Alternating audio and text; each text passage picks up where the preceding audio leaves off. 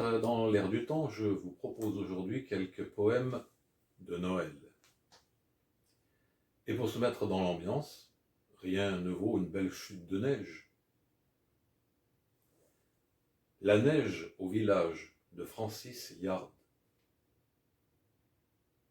Lente et calme, en grand silence, elle descend, se balance et flotte confusément. Se balance dans le vide, voilant sur le ciel livide l'église au clocher dormant. Pas un soupir, pas un souffle. Tout s'étouffe et s'emmitoufle de silence recouvert. C'est la paix froide et profonde qui se répand sur le monde, la grande paix de l'hiver.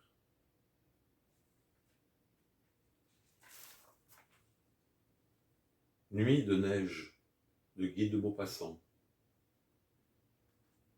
La grande plaine est blanche, immobile et sans voix. Pas un bruit, pas un son. Toute vie est éteinte. Mais on entend parfois, comme une morne plainte, quelques chiens sans abri qui hurlent au coin d'un bois. Plus de chansons dans l'air, sous nos pieds plus de chaume. L'hiver s'est abattu sur toute floraison. Des arbres dépouillés dressent à l'horizon leurs squelettes blanchis, ainsi que des fantômes. La lune est large et pâle et semble se hâter. On dirait qu'elle a froid dans le grand ciel austère. De son morne regard, elle parcourt la terre, et voyant tout désert, s'empresse à nous quitter. Effroi tombent sur nous les rayons qu'elle darde, fantastique lueur qu'elle sent vastement, et la neige s'éclaire au loin sinistrement aux étranges reflets de sa clarté blafarde. Oh, la terrible nuit pour les petits oiseaux! Un vent glacé frissonne et court par les allées. Eux, n'ayant plus l'asile ombragé des berceaux, ne peuvent pas dormir sur leurs pattes gelées.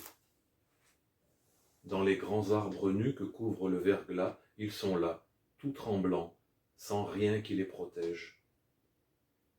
De leur œil inquiet, ils regardent la neige, attendant jusqu'au jour la nuit qui ne vient pas.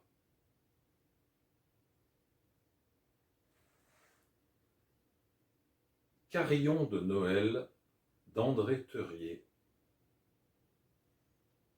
Le vieux sonneur monte au clocher jusqu'aux meurtrières béantes où les corneilles vont nicher.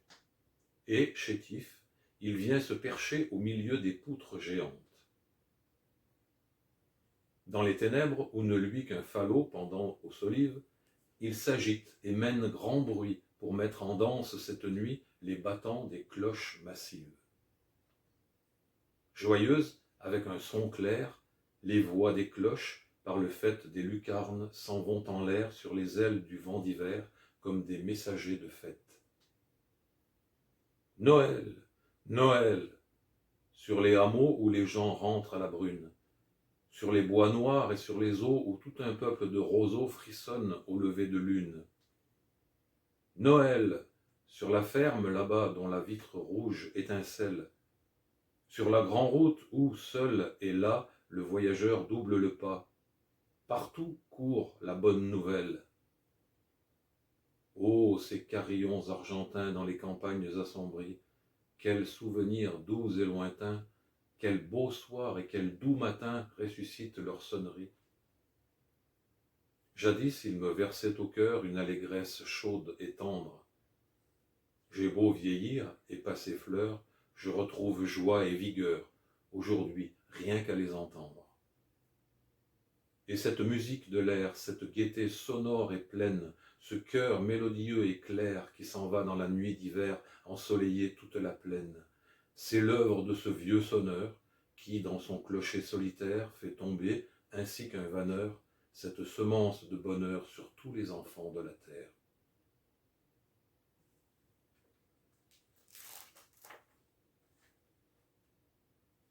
La bûche de Noël de Gustave Nadaud. Noël, la bûche est allumée, et je suis seul, chez moi, la nuit. Causons avec le feu, sans bruit, porte fermée. Il peut trouver longs mes discours. Moi, j'estime les siens trop courts. Noël, la bûche est allumée. Noël, la bûche est allumée. Ô bûche de Noël, es-tu le rameau d'un cèdre abattu dans l'idumée? Mais non, je sais bien qu'autrefois tu fus un chêne dans les bois. Noël, la bûche est allumée. Noël, la bûche est allumée, parle-moi de nos jours heureux. Tu descends des coteaux ombreux, tout embaumé, apportant dans notre cité les parfums du dernier été. Noël, la bûche est allumée. Noël, la bûche est allumée. As-tu vu des amants s'asseoir en attendant l'heure du soir accoutumée? Chut, on entend un bruit de pas. Non, c'est un cerf qui fuit là-bas. Noël, la bûche est allumée. Noël, la bûche est allumée. Viendrais-tu pas de la forêt où, sans se perdre, s'égarait ma bien-aimée? Les vieux chênes reverdiront, la mousse aux pieds, la feuille au front. Noël, la bûche est allumée. Noël, la bûche est allumée, mais toi, tes destins vont finir. Allez, bonheur et souvenir, cendres et fumée. Adieu, ma bûche de Noël. Tout rentre en terre ou monte au ciel. Noël, la bûche est consumée.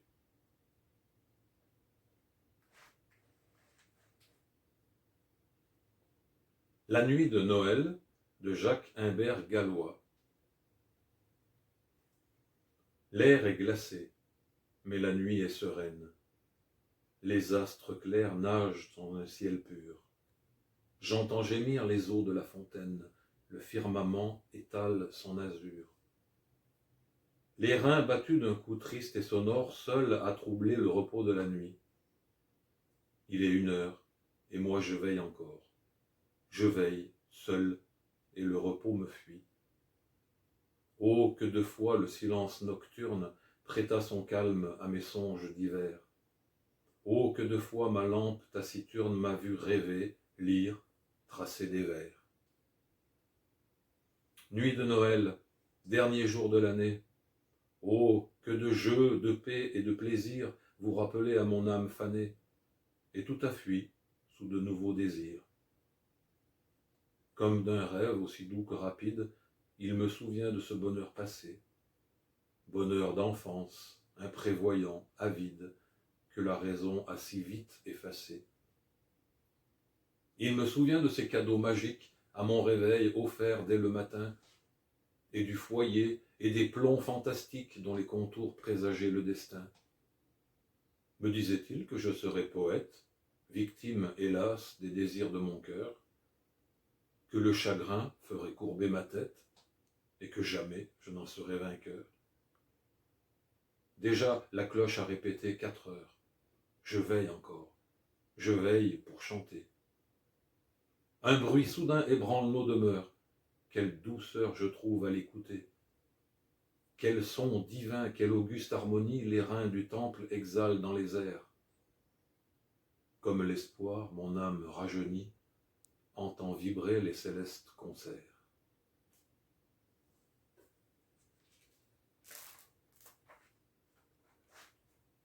L'aumône de Noël de François Coppée. La messe nocturne est dite, que d'étoiles dans le ciel. Comme il gèle, rentrons vite, la rude nuit de Noël.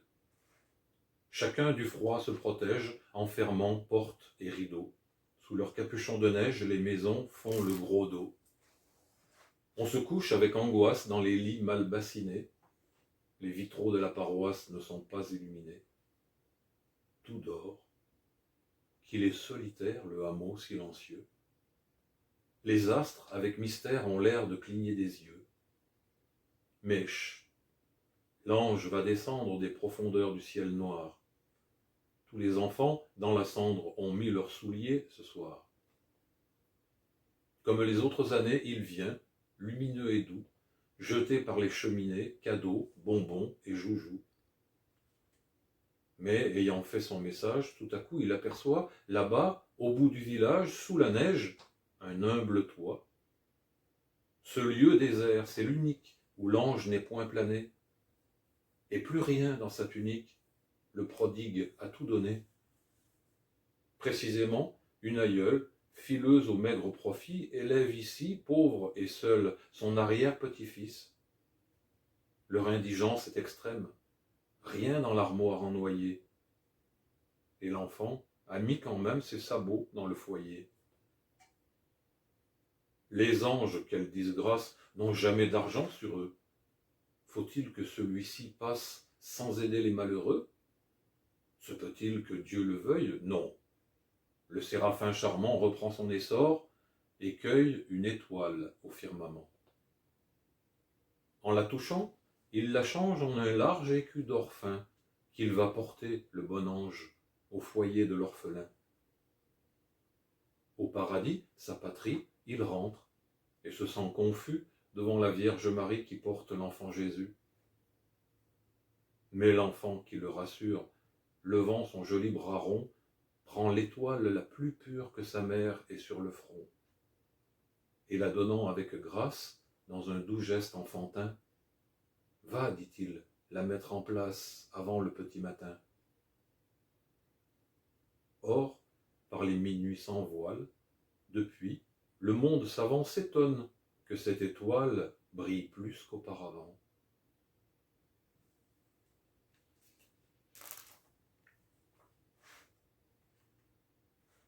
La nuit avant Noël.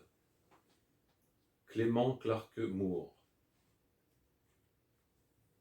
C'était la nuit de Noël, un peu avant minuit, à l'heure où tout est calme, même les souris.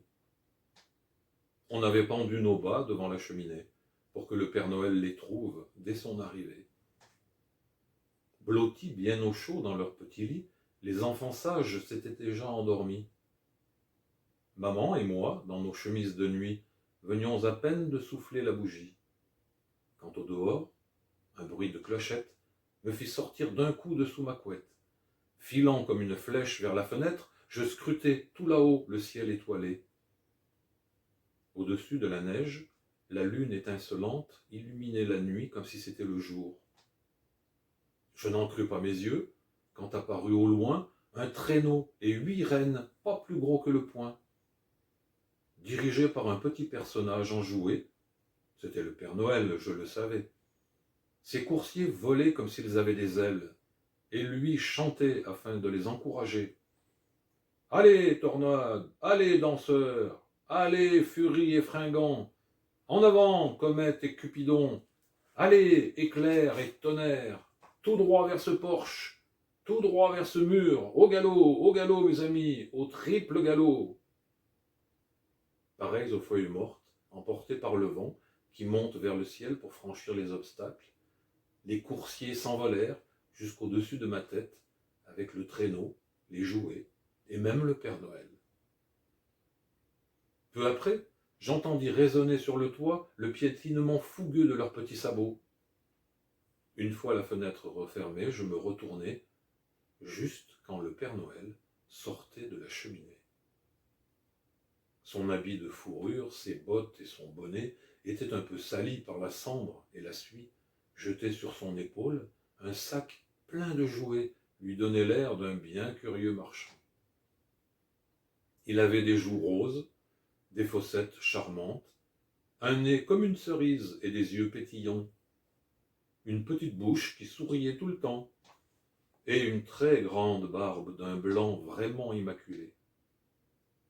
De sa pipe allumée coincée entre ses dents, montaient en tourbillon des volutes de fumée. Il avait le visage épanoui, et son ventre tout rond sautait quand il riait, comme un petit ballon. Il était si dodu, si joufflu, cet espiègle lutin, que je me mis malgré moi à rire derrière ma main. Mais d'un clin d'œil et d'un signe de la tête, il me fit comprendre que je ne risquais rien.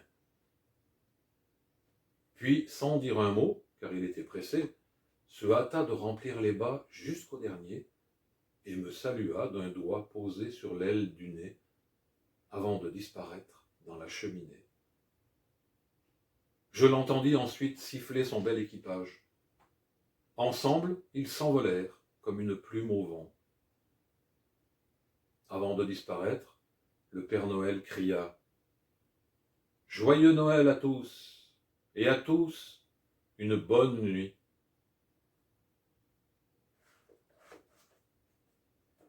Voilà, merci pour votre attention. Alors je me joins au Père Noël pour vous souhaiter à tous un joyeux Noël et de belles fêtes de fin d'année. À bientôt pour une autre vidéo.